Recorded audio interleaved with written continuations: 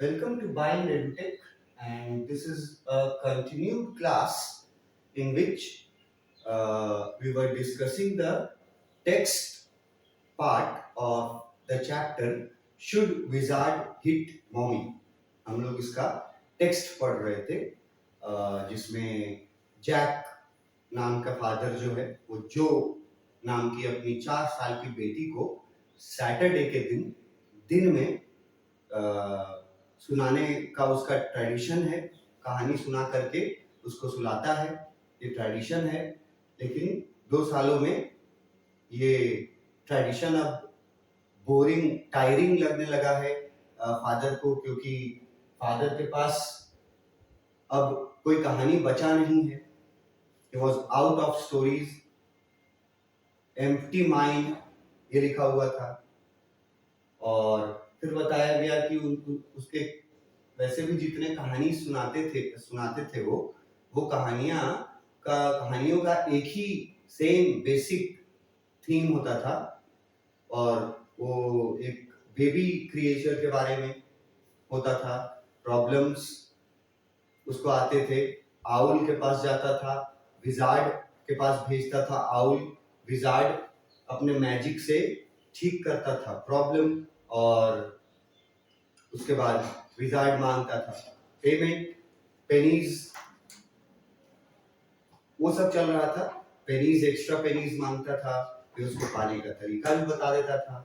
साथ ही साथ फिर हम जो बेबी क्रिएचर रहता था रॉजर, वो बहुत खुश हो जाता था अपना प्रॉब्लम दूर होने के बाद, और अपने दोस्तों के साथ खेलता था और अपने टाइम पे वापस एग्जैक्ट उस टाइम पे घर पहुंचता था मदर के पास, जबकि ट्रेन की विसल सुनाई देती थी। वो ट्रेन जो उसके फादर को मतलब जिसमें उसके फादर आते थे बॉस्टन से। फिर पूरा फैमिली बैठ करके डिनर करता है, और उसके बाद कहानी जो है वो फिनिश हो जाती है। जो जैक बताते हैं अपनी बेटी को, ऐसी ही कहानी वो हमेशा सुनाते हैं। सेम कहानी होता है, खाली क्रिएचर चेंज कर देते हैं। और उसके बाद उन्होंने अपनी बेटी को थोड़ा डिस्क्राइब किया था। पहले तो बोला था द लिटिल चाइल्ड, फिर लिख दिया गया नॉट सो लिटिल नाउ। लिखा गया कि ये छोटी बच्ची जो अब उतनी छोटी नहीं रही। फिर उसका प्रमाण दिया गया, प्रूफ दिया गया कि डबल बेड, बिग साइज का डबल बेड पर उसके पैर जो हैं, जो पैर हैं वो हाफ वे तक पहुंच जा रहे थे, और इसका इम्प्रेशन से पता चल रहा था चादर के अंदर उसके पैर जो हैं वो कहां तक पहुंच गए हैं, हाफ वे तक पहुंच गए हैं। और बताया गया कि उसको अपने डबल बेड पे सोने का इजाजत जो है वो सैटरडे को मिलता था नैप के दौरान, और जब कभी वो सिक रहती थी, बीमार रहती थी, तो उसको उस डबल बेड पे सोने का परमिशन मिलता था। अपनी बेटी के बारे में बताया, और फिर जहां फिनिश किया था पिछला वीडियो में हम लोगों ने टेक्स्ट का पार्ट जहां तक पढ़ा था हम लोगों ने कि आज भी सैटरडे है, और आज भी दिन के समय जो है वो डबल बेड पे है एज यूजुअल, और डे टाइम है, और रूटीन के अनुसार फादर को आज भी एक कहानी सुनाना है जो को। लेकिन बताया जा रहा है कि फादर अब अनसक्सेसफुल समझते थे और टायर्ड हो गए थे, क्योंकि जो अब नहीं सोती थी दोपहर में, दिन में, सैटरडे वाला जो नैप होता था उसमें, उसके फादर को लगता था कि अब ये यूज मतलब कि बेकार हो गया है, तो ये सोती भी नहीं है, तो बेकार कहानियां इसको सुनाते हैं। ये उनको लगने लगा था कि वो अनसक्सेसफुल हो गया है उनका स्कीम, जब वो नहीं सोती थी तब। और आजकल वो अक्सर नहीं सोती थी अब सैटरडे।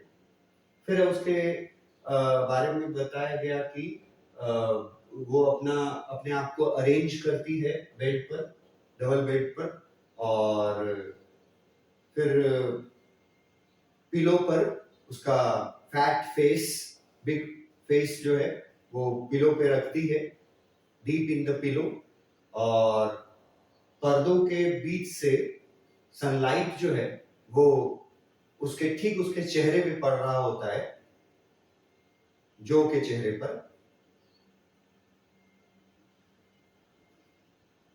यहां तक हम लोगों ने पढ़ा था कर्टेन्स तक।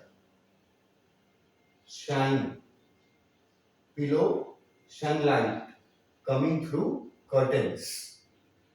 तो वो डिस्क्रिप्शन दिया था ऑथर ने कि बेटी जो है वो तकिए पे सिर रखी हुई है और बेटी का चेहरा चमक रहा है क्योंकि सनलाइट डायरेक्ट कर्टेन्स के थ्रू कहीं से आ रहा है उसके बेटी के चेहरे पर।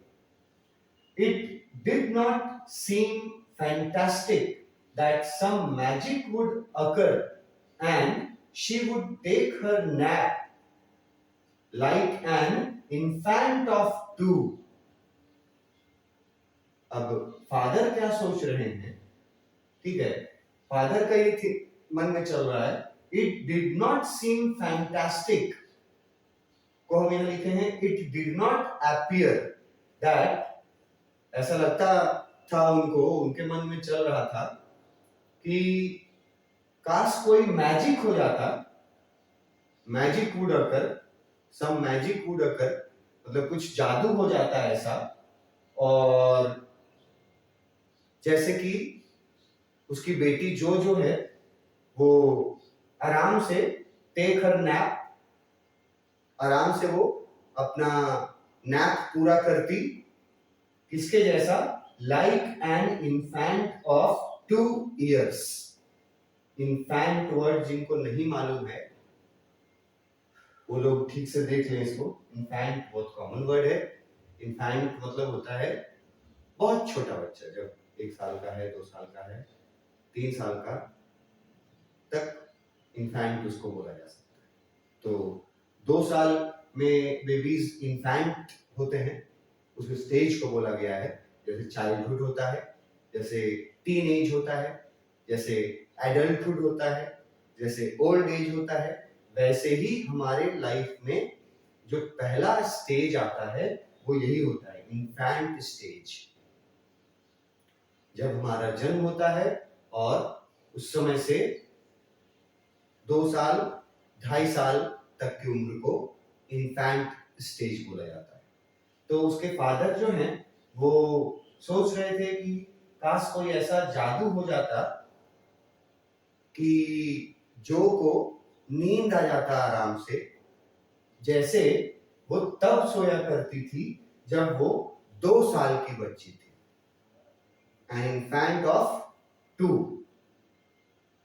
ये फादर सोच रहे हैं कि काश कोई ऐसा मैजिक हो जाता कि जो आराम से सो जाती, टेक हर नैप, जैसे वो अपने इन्फेंट स्टेज में आराम से सो जाती थी जब वो 2 साल की थी। An infant of 2, like an infant of 2। Father ये अपने मन में सोच रहे थे। Her brother Bobby was 2। उसका एक भाई के बारे में पता चल रहा है आपको कि जो की का एक भाई भी था जिसका नाम बॉबी था और उसकी उम्र कितनी थी, 2 साल थी। बॉबी उसका छोटा भाई है जो का, जिसकी उम्र 2 साल है, and already asleep with her bottle। और वो क्या है, वो बॉबी जो है उसका छोटा भाई 2 साल का, वो ऑलरेडी सो चुका है, already he is in sleep with his milk bottle in his mouth. मतलब उसका दूध का बॉटल जो है वो उसके माउथ में ही है रखा हुआ, बॉबी के माउथ में ही, और उसी पोजीशन में वो सो जाता है। ये बताने की कोशिश की गई है कि बगल में 2 साल का जो इन्फेंट है बॉबी, वो आराम से सो रहा है, लेकिन जो लड़की 4 साल की हो गई है, जो जिसका नाम है 4 साल की हो गई है, उसको सुलाने में फादर को डिफिकल्टी हो रही है। ये वहीं पर डायरेक्ट कंपैरिजन किया गया है कि बगल में ही मतलब उसका छोटा भाई जो था बॉबी, जो 2 साल का था, वो सो रहा था और इस तरह से सो रहा था कि उसका मिल्क बॉटल उसके माउथ में ही था। तो उस एक तरफ उसको दिखाया जा रहा है और एक तरफ दिखाया जा रहा है 4 साल की जो तकिए पे सिर रख करके और अपना कहानी सुनने के लिए रूटीन के अनुसार रेडी। और फादर जो है वो एम्प्टी ऑफ हेड हो चुके हैं, हेड उनका खाली हो चुका है, अब कोई कहानी है नहीं उनके पास, और अब ये काम उनको टायरिंग लगने लगा था और अनसक्सेसफुल लगने लगा था उसके फादर को। और इधर जो है तैयार स्टोरी सुनने की। तो दिखाया है कि कैसे अलग अलग स्टेज के बच्चे जो हैं, जब बच्चे इन्फेंट स्टेज के हैं, वो आराम से बगैर किसी कोशिश के, बगैर किसी स्पेशल कोशिश के वो आराम से सो जा रहा है, बिकॉज ही इज इन्फेंट। जब जो भी इस उम्र की थी, 2 साल की उम्र की, जब से उसको कहानी सुनाना शुरू किए थे उसके फादर, तो वो भी सो जाया करती थी। लेकिन जैसे जैसे उसकी उम्र बढ़ती जा रही है, अब वो 4 साल की हो गई है, तो देखो 2 साल का बच्चा और 4 साल का बच्चा, कितना छोटे छोटे बच्चों का उदाहरण दे करके बताया जा रहा है कि इसी तरह जैसे जैसे ग्रोथ होते जाता है किसी भी पर्सन, किसी इंडिविजुअल का, बॉडी से भी और माइंड से भी जैसे जैसे ग्रोथ होते जाता है, तो किस तरह से चेंज होते जाते हो, किस तरह से बदलते जाते हो। उनकी सोच बदलने लगती है, उनका तरीका बदलने लगता है। 2 साल से 4 साल में, 2 साल के बीच में जब इतना बड़ा डिफरेंस आ गया कि 2 साल की थी तो आराम से सो जाती थी और 4 साल की हो गई है, तो अब उसको सुलाना एक कठिन काम हो गया है। तो ये 2 साल में जब इतना चेंज हो सकता है, तो ये हिंट करता है, ये सोचने पर मजबूर करता है कि जैसे जैसे हमारी उम्र बढ़ती जाती है, वैसे वैसे कितने सारे चेंजेस हमारे अंदर होते जाते हैं। ये बताया गया उसके भाई बॉबी के एग्जाम्पल को लेकर कि बॉबी 2 साल का था अभी, और देखो बगल में अपने मुंह में बॉटल दबाया हुआ और सो चुका है। जैक पूछता है अपनी बेटी says, Jo says, who shall the story be about today. Jack जो है वो अपनी बेटी, 4 साल की बेटी जो से पूछता है कि बताओ आज जो है वो स्टोरी किसके बारे में सुनना चाहोगे। Who shall the story be about today, किसके बारे में, तुम किस क्रिएचर के बारे में सुनना चाहोगे। ये उसके फादर उसको पूछते हैं। तो जो क्या करती है, वो जोर से अपनी आंखें बंद करती है इस सवाल पर, ठीक है। और यहाँ लिखा हुआ है देखो स्क्वीज्ड। जो स्क्वीज्ड का मतलब है tightly closed her eyes shut and smiled to be thinking, she was thinking. और जो है वो सवाल जब पूछते हैं उसके फादर कि बताओ आज किस क्रिएचर को अपना स्टोरी का मतलब हीरो बनाया जाए, तो जो का रिएक्शन बताया गया है, ऑब्जर्व करने लायक है कि वो टाइटली क्लोज्ड करती है अपने आंखों को और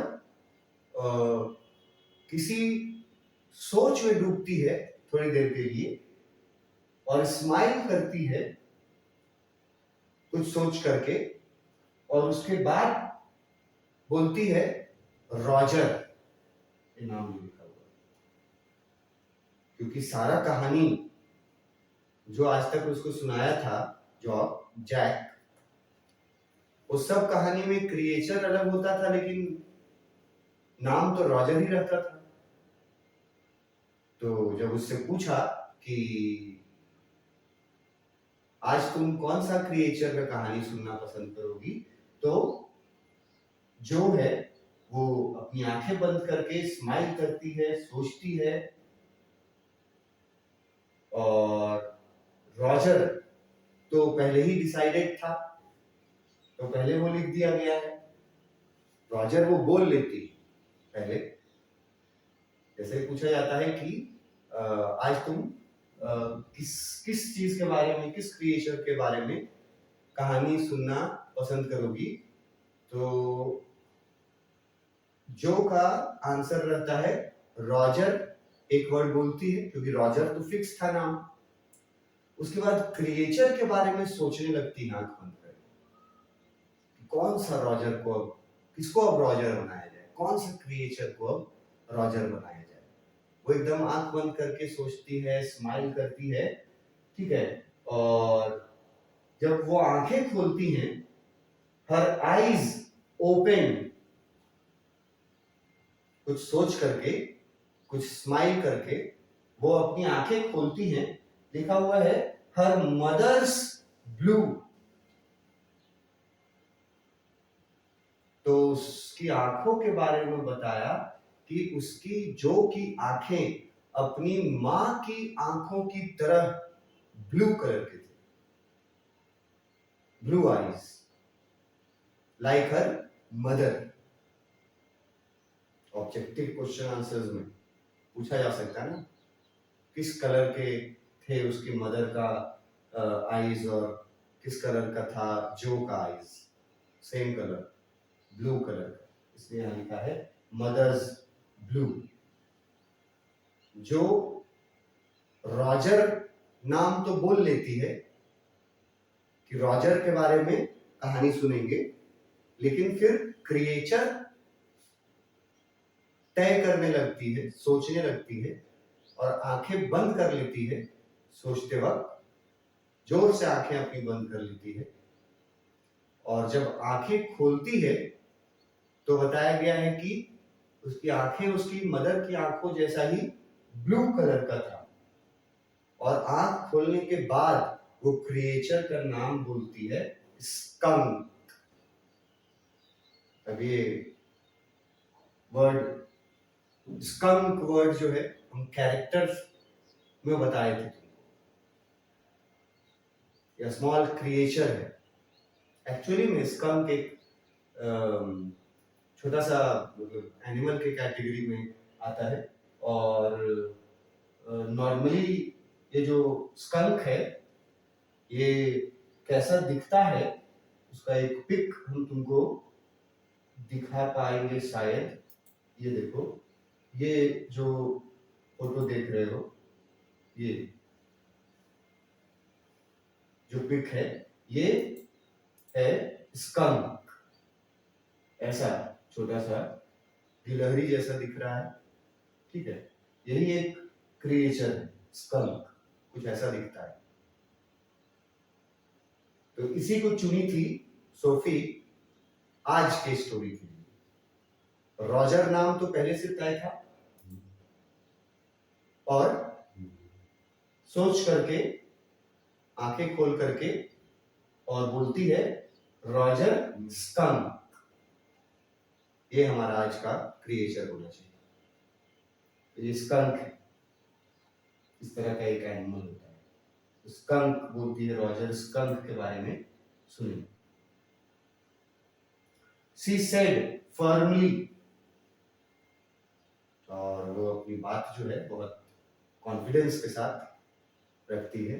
फर्मली बोलती है कि आज रॉजर, बोल करके रुक जाती है और फिर थोड़ी देर सोच करके स्माइल करके और बोलती है स्कंक।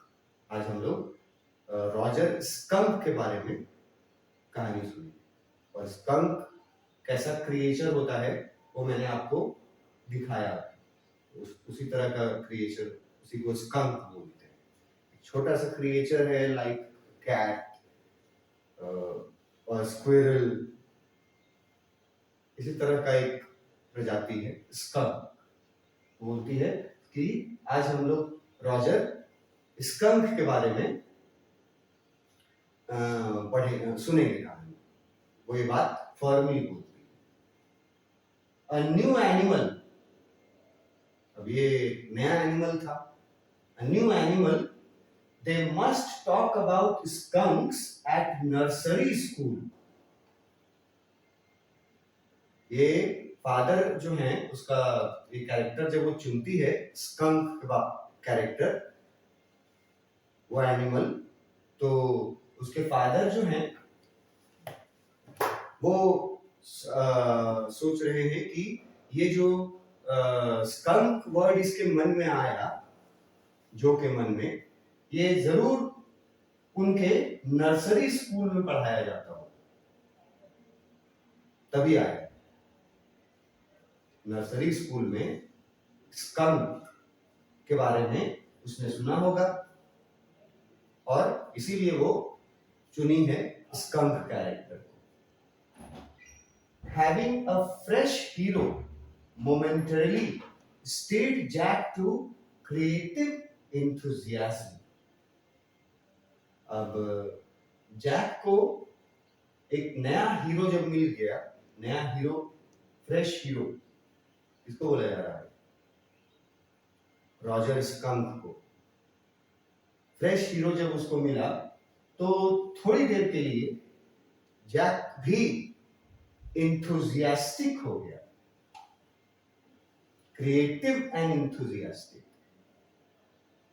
मतलब जो वो टायरिंग फील कर रहा था, जो बोरियत फील कर रहा था और उसको जिस बात का अफसोस हो रहा था कि अब मेरा ये स्कीम अनसक्सेसफुल हो जा रहा है, सैटरडे को अब जो नहीं सोती है, ये सब सोच रहा था अभी तक। तो जब जो अपना कैरेक्टर चुनती है कि आज हम लोग स्कंक के बारे में पढ़ेंगे, रॉजर स्कंक, तो फादर पहले ये सोचते हैं कि स्कंक के बारे में जो को कैसे पता है।